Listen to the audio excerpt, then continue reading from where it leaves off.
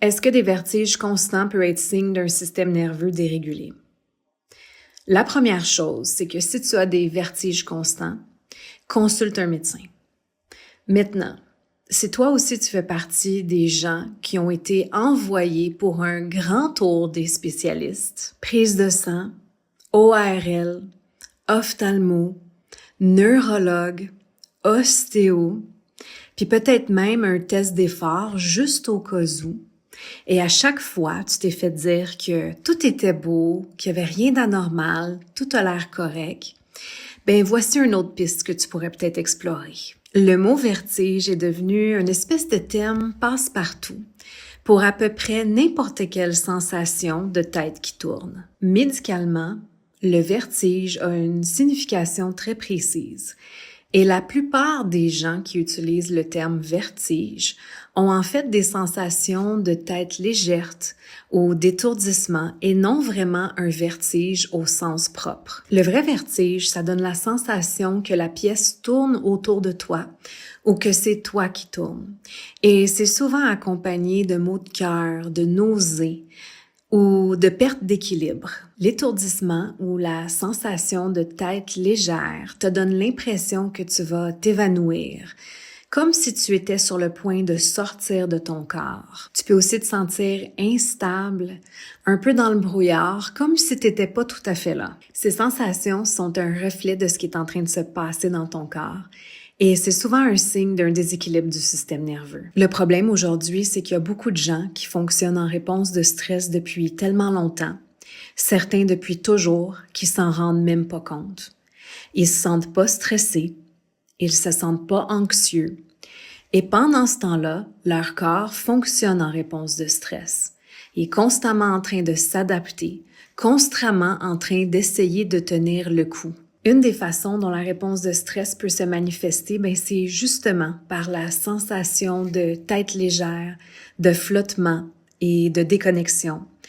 En fait, c'est ton corps qui te dit « je suis à bout, là j'ai besoin que tu m'écoutes ». Ce qui se passe réellement dans ton corps, c'est que quand ton système nerveux perçoit un stresseur, qu'il soit subtil ou banal, il va rentrer en réponse de stress. Et cette réponse de stress-là peut prendre plusieurs formes. Ça peut ressembler à une montée de tension, une agitation intérieure, une espèce de trop-plein, un besoin de tout contrôler, un vouloir aller plus vite, avoir de la difficulté à s'arrêter. Et ça, c'est ce qu'on appelle la suractivation. À l'inverse, tu peux te sentir figé, coupé, incapable de passer à l'action, incapable de te motiver comme si tout était trop. Et là, à ce moment-là, on parle de repli ou de gel, où on se déconnecte pour pouvoir faire face à la situation, faire face à la vie ou pour pouvoir gérer. Mais dans les deux cas, il y a des changements physiologiques qui se produisent. Dans le cas de la suractivation, ta respiration peut devenir plus rapide et moins profonde, sans même que tu t'en rendes compte. C'est ce qui va venir modifier l'équilibre oxygène-CO2. Et ce que ça peut faire, c'est créer justement l'étourdissement et cet effet de tête légère. Ton sang est redirigé vers tes muscles et donc ton cerveau en reçoit un peu moins. Ça peut te donner cet effet de flottement ou d'instabilité. La tension va monter dans ta nuque, dans ta mâchoire, dans tes épaules. Et ça, ce que ça fait, c'est que ça affecte ton équilibre et également ta perception spatiale. Ta perception spatiale, en fait, c'est ta perception de où tu te trouves dans le monde ici, dans l'espace. En mode repli, ton énergie peut chuter d'un coup et c'est comme si tout ralentit un peu. C'est en fait ton système qui essaie de te geler pour t'éteindre face à ton inconfort. Tu peux te sentir déconnecté, comme si tu flottais.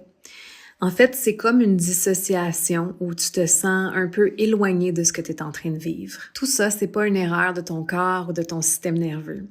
C'est une réponse parfaitement adaptée à une perception de danger ou une perception de stress, que tu en sois conscient ou non. En fait, tout ça, ça se passe rapidement et sous ton niveau de conscience. C'est des réactions qui sont très rapides et automatique de ton système nerveux et de ton corps. Maintenant, le problème, c'est que pour beaucoup de personnes aujourd'hui, c'est plus une réponse de stress ponctuelle à un danger.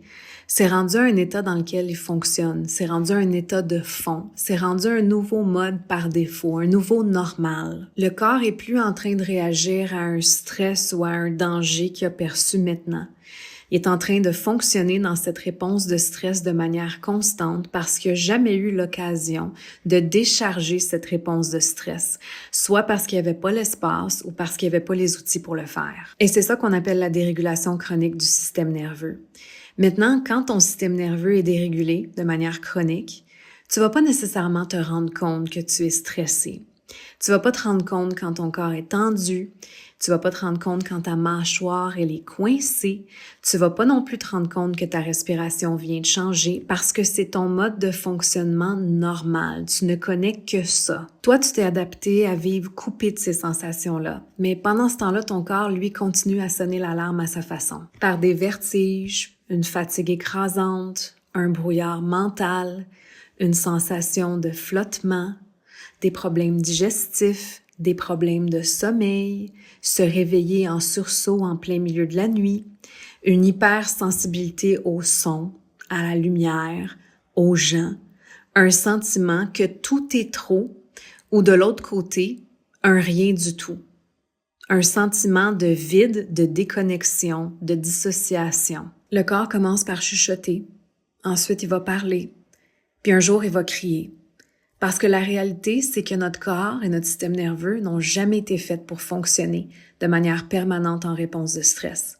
La seule chose, c'est que c'est des systèmes hyper intelligents et ils vont tout faire pour s'adapter et essayer de gérer et de fonctionner quand même dans cette situation-là. C'est un peu comme une maison dans laquelle le toit fuit.